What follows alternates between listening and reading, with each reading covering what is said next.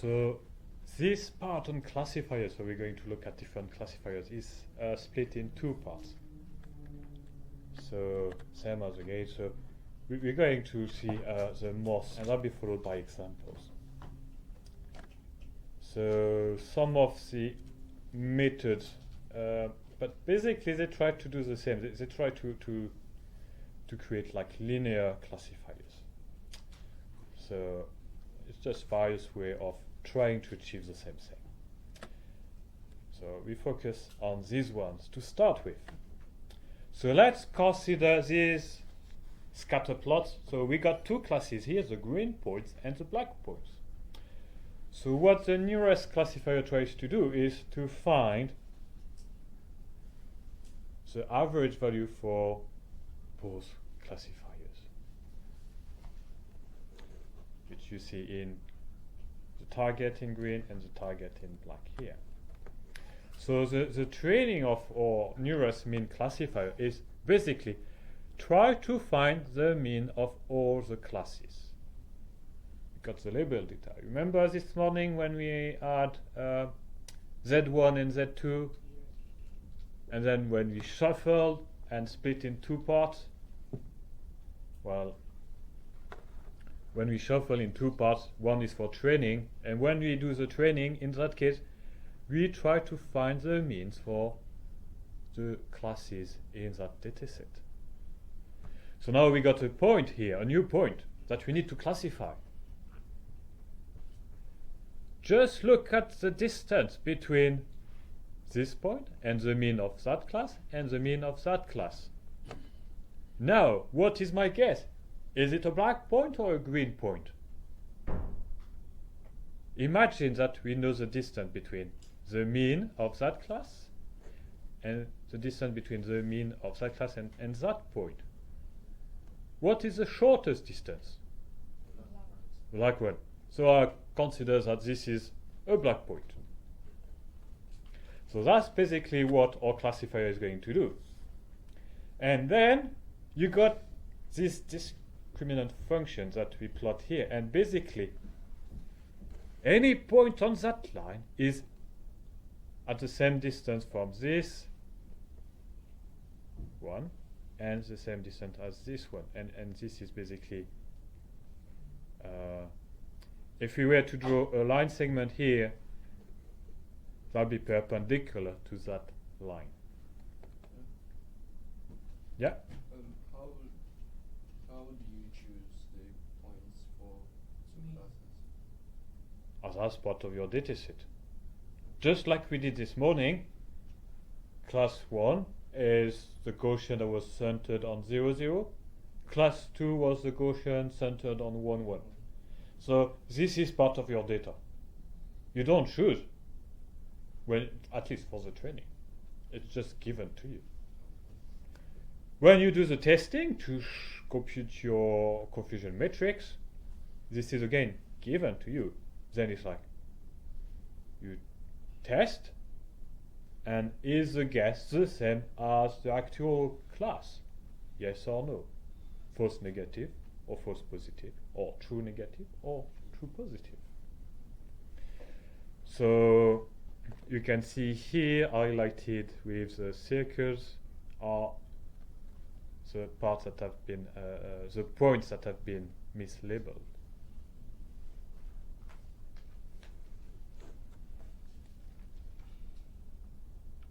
Does it make sense?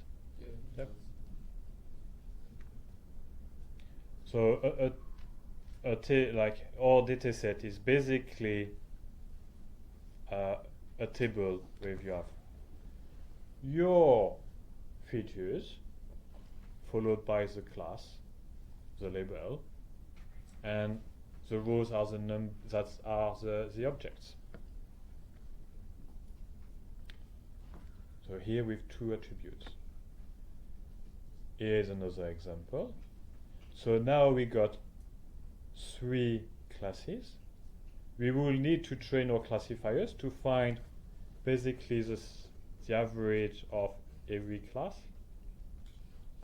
And then for a new point, like this blue circle, is it the closest to the purple triangle, the blue crosses, or the yellow circles. And that brings us to the notion of Voronoi diagrams. Have you heard of Voronoi diagrams? They are not only used in that field. R raised to power n. What does that mean? Sorry? The previous one, y, comma x is an element. This is the formula for the Euclidean distance. This. This. Ah, well, that's n is your number of dimensions. X and y in bold characters like that is your features. Like this is 2 points that you want to compute the distance between 2 points in that space Rn. Or R is for real numbers, n is for the dimensions. And basically, if you wanted to convert that into code, maybe we should do that. That'll start to make a lot more sense if we do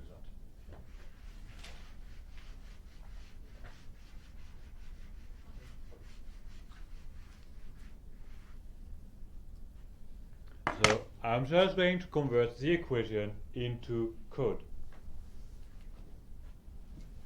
So you need an accumulator that's going to be the distance, and you initialize it to 0, 0. I'll put 0.0 because this is a floating point numbers because we're using real numbers. Now you need to go through all the elements of these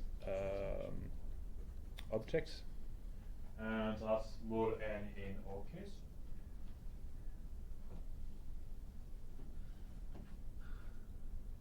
Now we need to compute the distance. So x,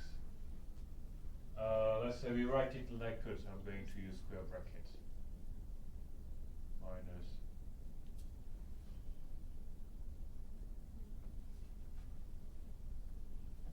we are using the Euclidean distance, so we use the square value, and basically that's get rid of the sign. And because that's the Euclidean distance, we need to do this. So that's another way to write our equation. Okay, that's basically the same. I just use the sigma sign to factorize these. So I did that because now I can see my sigma sign. So I could write a function def distance x, y. I even write it in Python. So we need that accumulator. So I'll set initially I call it distance. Initially to 0.0. You could just put 0, but I like to put the point 0 because then I can see this is floating point numbers. Now you need a for loop because you got this sigma sign.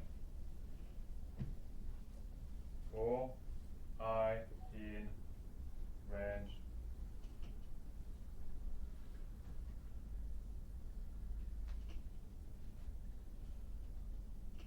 and that's how many elements, so that's the length of x. So that's basically my sigma sign. So we're going to accumulate into distance plus equal. So we need to do that now. So x of that element I minus y of that element I. Well, we will need to do pro. It might be math.pro actually. And that's the square value. And here, so remember this is the tab here, and here we return. So that must be math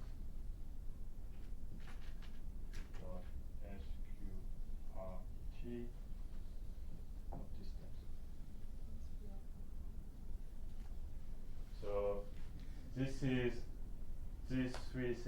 basically the same thing, written in a different way. So, sorry, in this very example, you separated the classes into two, and the mean is at the perpendicular. So the next slide, you show about 4 classes. Yeah. So here we only consider 2 classes because that's very simple. So the point to remember is that if you consider the average of the red class to be here and the average of the green class to be here, any point on this line is equidistant to both. So any point on that line is equidistant to that point and that point. Okay, If you take a ruler, you see that this is the same distance. yes, sir, for the next slide, So for the next slide, we will have something similar. We will have the average here, and the average here. And we will start to draw a line like this. So any point on that line will be equidistant to the yellow and purple class. We draw another line here. Any point on that line will be equidistant to the yellow and blue class, and we draw another line here, and any point will be equidistant to the blue class and the purple class. So this model does not only work for 2 classes, it also works with 3 classes or more. And when you have more, you have something that looks like a Voronoi diagram. Have you heard of Voronoi diagrams before? No? Anyone has heard of Voronoi diagrams before? They also use in computer graphics, for example, to do some ties. Like if you want to create a 3D environment and on the floor you have tiles or mosaic, you could do something like this. So if you look at a point here, see my cursor? This point is equidistant to that point and that point. A point here, like at this intersection, is equidistant to this point, and this point. And here are our different classification regions for 10 classes. What's the time? I can't see the time on that computer. Sorry? 51. So we got 10 more minutes. Great. So here, that will be something to try at home, or maybe next week, if you want to practice with me during the reading week. You all right? Yeah, it's for next week. Like I'm just proposing some exercises here. I'm not going to do them in the classroom yet. So I want you to go home, digest, try that at home, and maybe, if you want, we go through that next week. So you got a data set that's plotted here, and I want you to write the number of small c, capital N, small n. Write down that, so create this table with the attribute and the labels. We could train one of these classifiers, so basically you could try to draw lines, propose some classifiers, and then try your classifier on that point.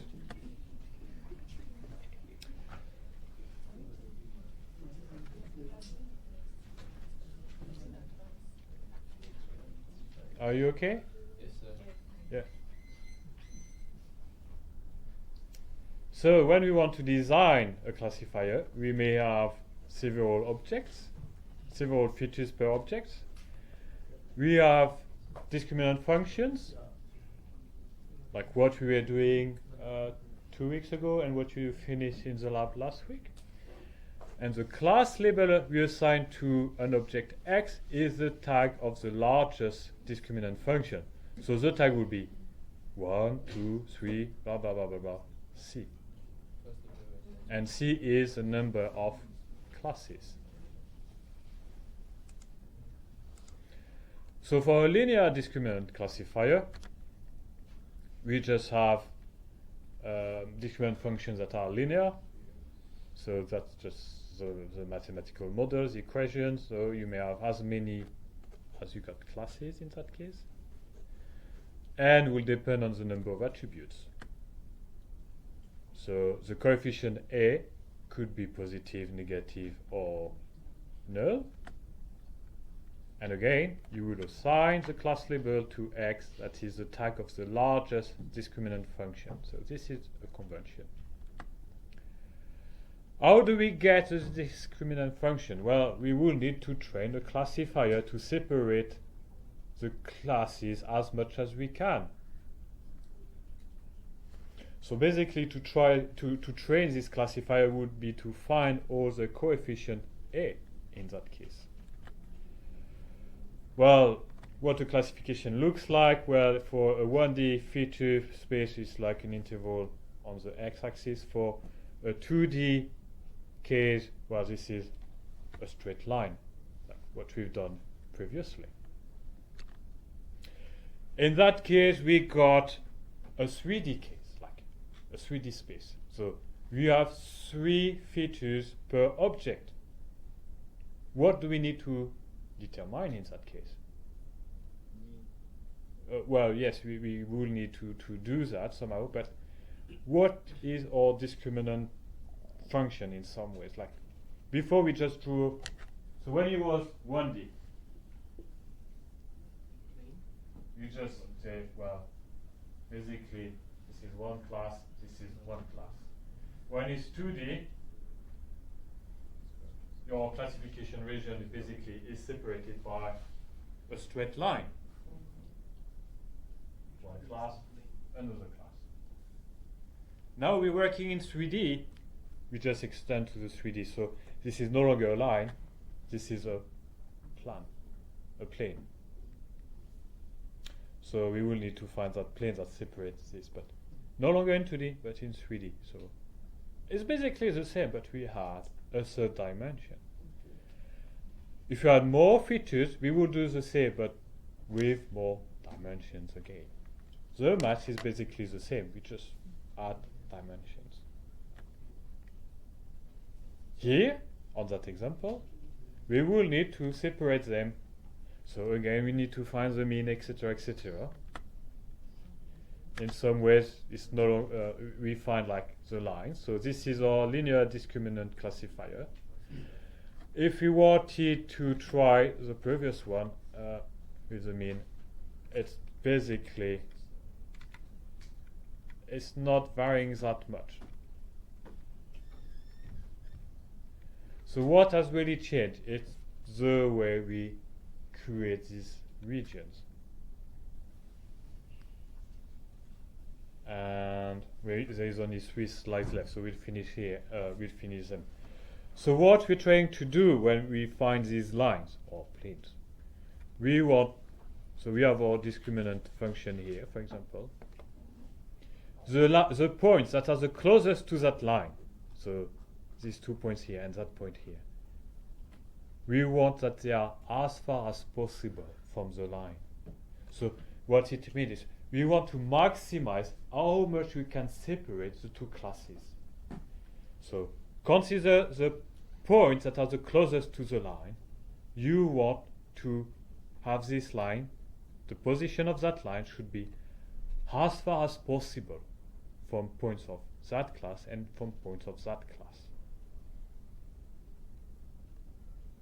Because, well, when the point is here, then it be the blue class. When the point is here, it be the green class. Whereas if we had the line here, well, anything above that line would be the blue point. So you want to maximize the separability.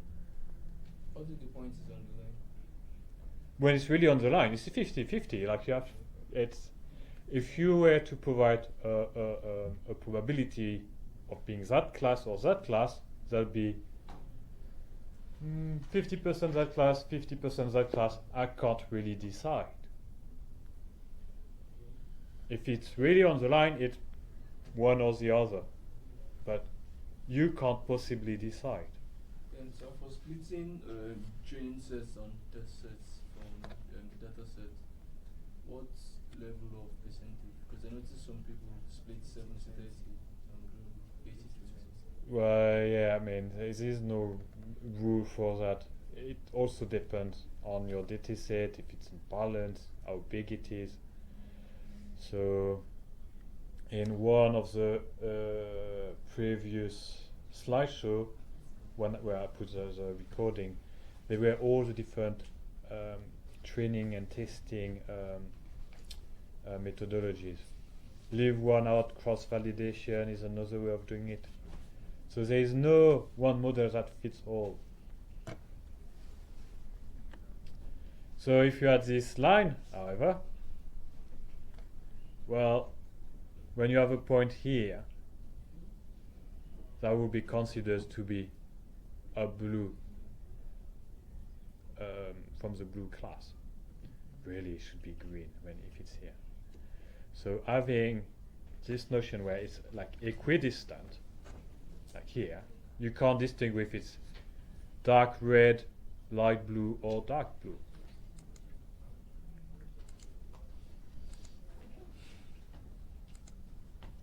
And here we just try several lines until we got the right result.